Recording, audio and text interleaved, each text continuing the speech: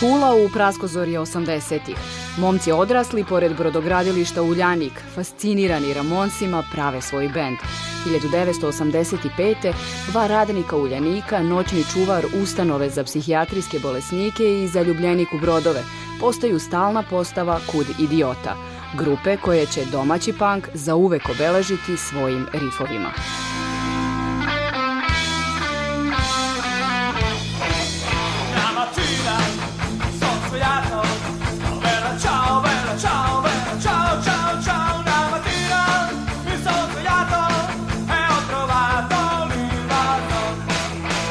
Bili su to momci iz radničkih porodica, visprenih umova i oštrih jezika, koji nisu imali ni za martinke.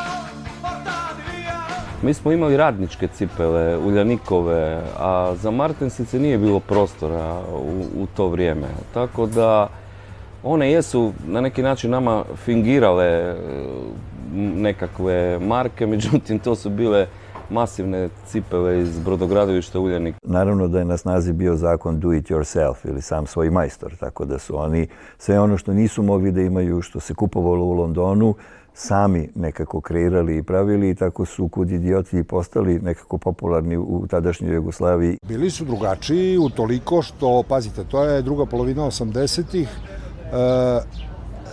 punk scena u SFRJ Jugoslaviji je već malo posustala. Onda su se oni pojavili sa dobrim melodijama, sa dobrim gitarama, sa dobrom ritam sekcijom, realno, i napravili su u tih prvih što diskova, što ploča, mnogo hitova. Znači, baš mnogo hitova. I taj prvi udar bio veoma jak.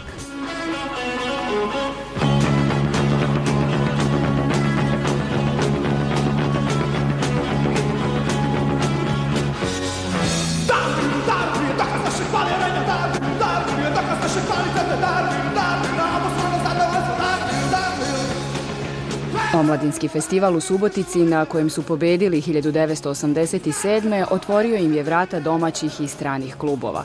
Ostali su verni svom zvuku kada su mnogi noću svirali ono što turisti traže, a danju vežbali rok.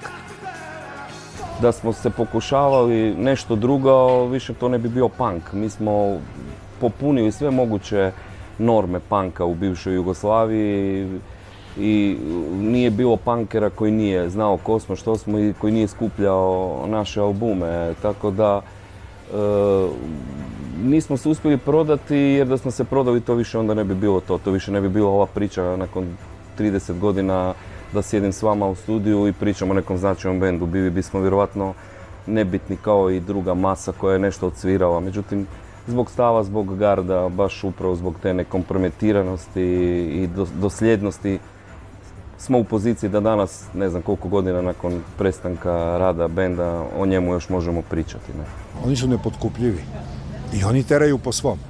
Kako možeš da potkupiš Frica ili Saleta ili Pticu? Kako da ih potkupiš? Da im daš bolja radna mesta, njima to ne znači ništa. Oni su potekli iz Uljanika i oni znaju šta znači licemerje vladajućih struktura i klasa. I oni znaju s kim imaju posla.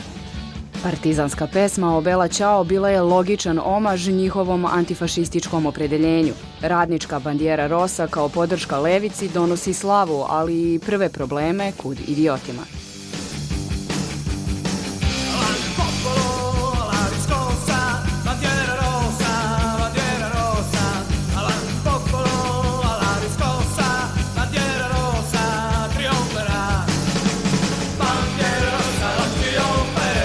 Mi smo predstavnici Jugoslavije na nekom festivalu mediteranskih zemalja u Reggio Calabriji. Uglavnom oni su se poubijali na tom, počeli masovno tući daskama, letvama, dve suprotstavljene strane na tom koncertu, valjda ljevičari, desničari. To je bio moj prvi direktni dodir sa nečim takvim, da se neko može radi politike potući na terenu. Ne.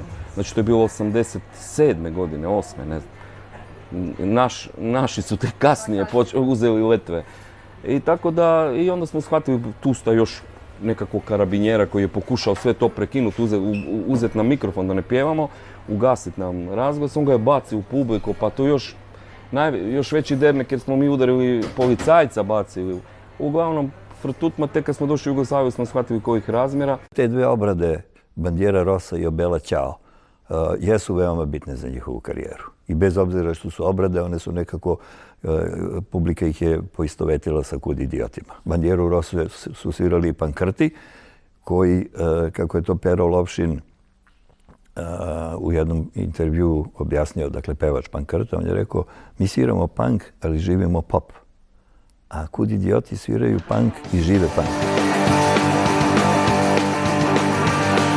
Kad srce radi, biva batala, sve drugo je manje važno. Ne želim pjevati, ne želim plesati. Kad srce radi, biva batala, sve drugo je manje važno. Svaka fontana sreće prema za mene. Kamera! I prekini pušenje unutra. Zdravo, kamera! Da vam kažem nekoliko informacija o Kud idiotima. Da znate da 1.12. točno u 1 sat izlazi nova 4. ploča u obliku CD-a i kazete. Zvaće se, tako je govorio Zaratusta. A živeti punk značilo je ostati svoj i ratnih 90-ih. Oni su kritikovali vlast. Oni su kritikovali vlast koja je bila ratna. Znači, Tuđman jeste bio ratni vladar. I oni su to kritikovali na svom terenu, što je sasvim, i kao što smo i mi kritikovali ratnu politiku Miloševića ovdje na svoj način. Medijski smo bili maksimalno izmarginalizirani, znači sustav je nastojao da uopće ne obrati pažnju na nas, međutim stvorio je kontraefekt, upravo se dešavalo suprotna stvar. Da smo mi u Zagrebu imali strahovit kult, bilo je dovoljno zalijepiti 2 plakata u Studentski centar u Zagrebu i da ti imaš 1000 ljudi bez ikakvih problema, ne, na koncertima. Oni su, što je također veoma bitno, 90-ih godina baš izoštrili svoj politički stav i bili su jedan od retkih hrvatskih opozicionih bendova. Samim tim su trpeli prilične sankcije u Hrvatskoj. Često su svirali sa srpskim bendovima u Sloveniji, što je naravno Hrvatskoj glazbenoj uniji bio prst u oko i zabranjivali su im koncerte. I baš je sad Fritz na promociji beogradskoj ispričao kako su u Zagrebu svirali u nekom klubu, bilo je krcato, i kako su shvatili da je otprilike 1/3 publike da je policija u civilu. Kaže, a kako smo shvatili? Oni su obukli majice Iron Maiden. Ko bi u majici Iron Maiden došao na punk koncert?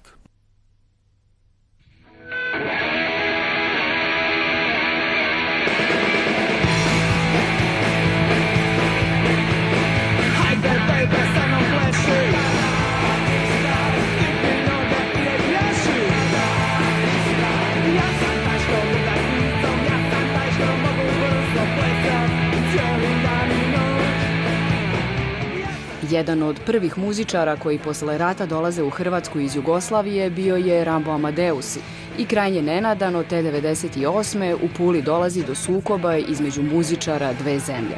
I to zbog petokrake. Iz perspektive Hrvatske nositi petokraku je bio stvar prkosa, inata, svirat Bandjera Rosu. Rambo nije htio nastupiti pod ogromnim logotipom Kud idiota radi zvijezde petokrake jer je on pružao otpor režimu Slobodana Miloševića.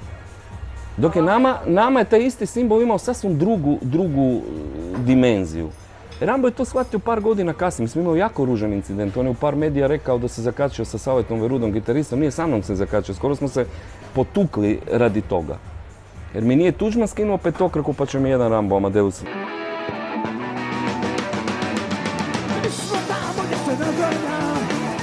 Kud idioti su bili prvi muzičari iz Hrvatske koji su svirali u Jugoslaviji posle petooktobarskih promjena. Svirali su potom godinama po raznim festivalima i dvoranama. Mislim da su Kud idioti jedan od retkih bendova kojima rat nije smetao u odrastanju. Naime, u Srbiji su oni bili popularni i pre rata, ali to što su radili tokom tih 90-ih, nemogućnost da ih publika vidi je od njih stvorila zaista onako ulične heroje. Fritz je pisao redovne rubrike u listu Vreme zabave, briljantne potpuno, isto veoma oštre, veoma duhovite, tako da je i na taj način negovana publika, a sa druge strane pirotska scena tada u Jugoslaviji je omogućavala da sve ono što oni naprave vrlo brzo stigne i do tezgi i do publike. U večitoj borbi protiv socijalnih nepravdi, njihove pesme i 30 godina kasnije imaju isti smisao i snagu. To su ti minimumi socijalne pravde, osjećaje za hendikep, osjećaj za starije, za djecu. To je minimum nekakvog ljevičarstva koji meni bi trebalo imati. U Hrvatskoj vam je to sve salonsko, to vam je, ma koji u većini Europe na koncu konca ne.